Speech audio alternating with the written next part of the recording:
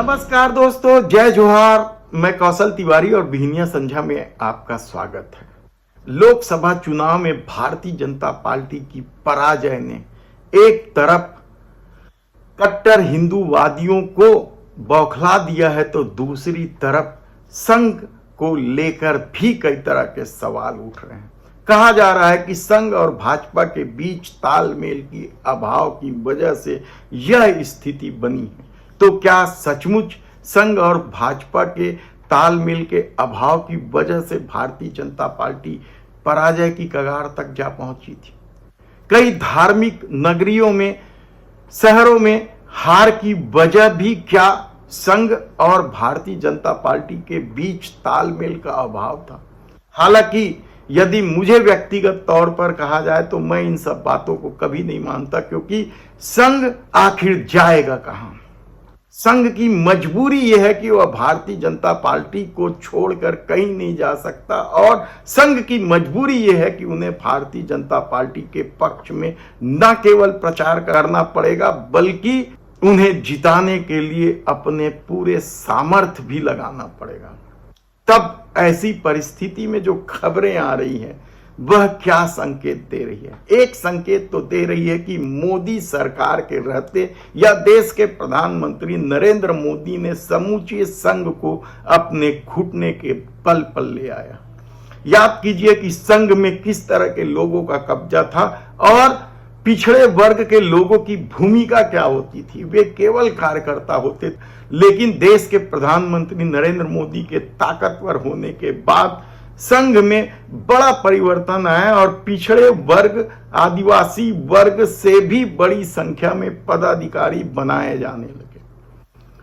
यही नहीं, संघ के जो अनुसांगिक संगठन हैं, चाहे भारतीय मजदूर संघ हो, आदिवासी कल्याण आश्रम हो, शिक्षा के क्षेत्र में सरस्वती विद्या भारती जैसी संस्था हो या और भी कोई भी संस्था हो, सब में मोदी का प्रभाव है और मोदी के कहने पर ही पदाधिकारी बनाए जाते हैं, हटाए जाते हैं।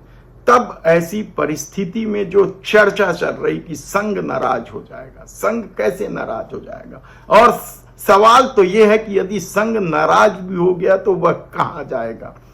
क्योंकि उनकी राजनीतिक जमीन भारतीय जनता पार्टी में ही है और इस दौर में जिस तरीके से देश के प्रधानमंत्री नरेंद्र मोदी ने संघ के एजेंडा को धीरे धीरे लागू करने की कोशिश की और संघ को मजबूती प्रदान की आर्थिक रूप से, संघ के कार्यालय कितने भव्य बनते चले गए। इस दौर में कहा जा रहा है कि 150 से अधिक संघ के कार्यालय भव्य बनाए गए, उन्हें सुविधा संपन्न बनाया गया। ऐसी परिस्थिति में संघ क्या पूरी तरीके से मोदी सरकार के या देश के प्रधानमंत्री नरेंद्र मोदी और अमित शाह के इशारे पर चल रहे हैं? समय समय पर नाराजगी जो सामने दिखाई जाती है वह क्या सिर्फ दिखावा है? क्योंकि संघ को अब 2025 में अपनी 100वीं स्थापना दिवस भी मनाना है और वह अच्छे तरीके से जानती है कि देश के प्रधानमंत्री नरेंद्र मोदी या भारतीय जनता पार्टी के सत्ता में रहते हुए किस शानदार ढंग से 100वीं वर्षगांठ मनाई जाएगी। तब ऐसी परिस्थिति में क्या यह केवल विपक्ष को भुलावे में डालने की कोशिश है? एक तरह का प्रोपोगेंडा है। जिस तरीके से गणेश भगवान को दूध पिलाने का प्रयोग किया गया था, तो क्या यह भी एक तरह का प्रयोग है कि संघ नाराज है भारतीय जनता पार्टी से? लेकिन सामंजस्य को लेकर जरूर सवाल उठ सकते हैं, लेकिन क्या संघ के किसी पदाधिकारियों में ये ताकत है कि वह देश के प्रधानमंत्री नरेंद्र मोदी पर उंगली उठा सके कि उनकी वजह से सामंजस्य नहीं हो रहा है, या अमित शाह पर ही उंगली उठा सके? सवाल तो इस दौर में है, संघ में भी है। संघ के जो सामान्य कार्यकर्ता है वे भी इस सवाल को उठा सकते हैं, लेकिन हकीकत तो यह है कि जो पदाधिकारी बैठे उन्हें मालूम है कि इस दौर में यानी मोदी सत्ता के रहते संघ को फलने फूलने और आर्थिक रूप से मजबूत करने में देश के प्रधानमंत्री नरेंद्र मोदी या अमित शाह की भूमिका कितनी बड़ी है।